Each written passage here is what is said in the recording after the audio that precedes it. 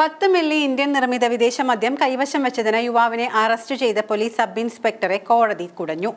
അബ്കാരി act പ്രകാരം ഒരാൾക്ക് 3 litre വരെ ഇന്ത്യൻ നിർമ്മിത വിദേശ മദ്യം കൈവശം വെക്കാമെന്നിരിക്കെയാണ് ഇൻസ്പെക്ടറുടെ ഈ ദുർനടപടി. വളാഞ്ചേരി പോലീസ് സബ് ഇൻസ്പെക്ടർക്കെതിരെയാണ് മഞ്ചേരി ജില്ലാ പ്രിൻസിപ്പൽ സെഷൻസ് ജഡ്ജി കെ സനിൽകുമാറിന്റെ വിമർശനം. ഇത്തരമൊരു അറസ്റ്റ് നടന്നിരിക്കുന്നത് ഏതെങ്കിലും ബനാന റിപ്പബ്ലിക്കിലല്ല എന്നും ലോകത്തിലെ ഏറ്റവും വലിയ ജനാധിപത്യ രാജ്യത്താണ് എന്നും കോടതി ചൂണ്ടിക്കാട്ടി. തിരൂർ പൈങ്കണ്ണൂർ വാരിയത്തൊടി ധനേഷിനെയാണ് കഴിഞ്ഞ 25-ന് രാവിലെ അച്ചിക്കുളം മിനിമാളിലെ തന്റെ ബാർബർ ഷോപ്പിൽ വെച്ച് അറസ്റ്റ് ചെയ്തത്. ഒരാഴ്ചയോളം ധനേഷ് റിമാൻഡിലുമായി. ധനേഷിന് ജാമ്യം അനുവദിച്ചുകൊണ്ടുള്ള ഉത്തരവിലാണ് കോടതിയുടെ ഈ പരാമർശം. ബാർബർ കട നടത്തിവരുന്ന ധനേഷ് ഷേവിംഗ് ലോഷനായി ഉപയോഗിച്ചിരുന്നതായിരിക്കാം ഈ തൊണ്ടി മുതലെന്ന് നിരീക്ഷിച്ച കോടതി സമൂഹത്തിലെ താഴേക്കിടയിലുള്ള യുവാവിനെ അറസ്റ്റ് ചെയ്യുന്നതിൽ അമിതാവേശം കാണിച്ച സബ് ഇൻസ്പെക്ടറുടെ ഉദ്ദേശശുദ്ധിയിൽ സംശയം പ്രകടിപ്പിക്കുകയും ചെയ്തു. ഈ സാഹചര്യത്തിൽ ഇന്ത്യൻ പൗരന്മാർക്ക് സ്വന്തമായി കൈവശം വെക്കാവുന്ന മദ്യത്തിന്റെ അളവ് സംബന്ധിച്ച നിയമങ്ങൾ വീണ്ടും ശ്രദ്ധ നേടുകയാണ്. രാജ്യമെമ്പാടും ഏകീകൃതമായ ഒരു നിയമത്തിന് പകരം ഓരോ സംസ്ഥാനത്തിന്റെയും എക്സൈസ് നിയമങ്ങളാണ് ഈ വിഷയത്തിന് അന്തിമം. സംസ്ഥാന വിഷയം എന്ന നിലയിൽ ഒരാൾക്ക്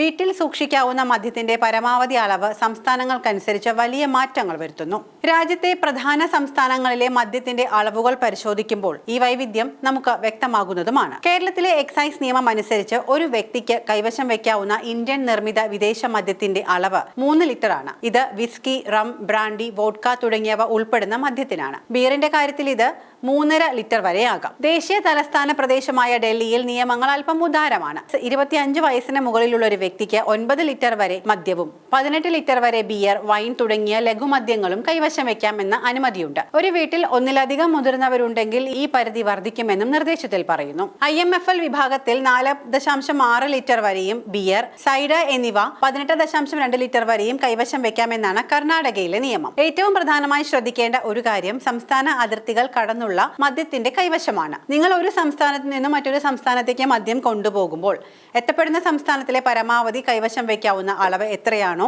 അത് മാത്രമേ നിയമപരമായി അനുവദിക്കുന്നുള്ളൂ.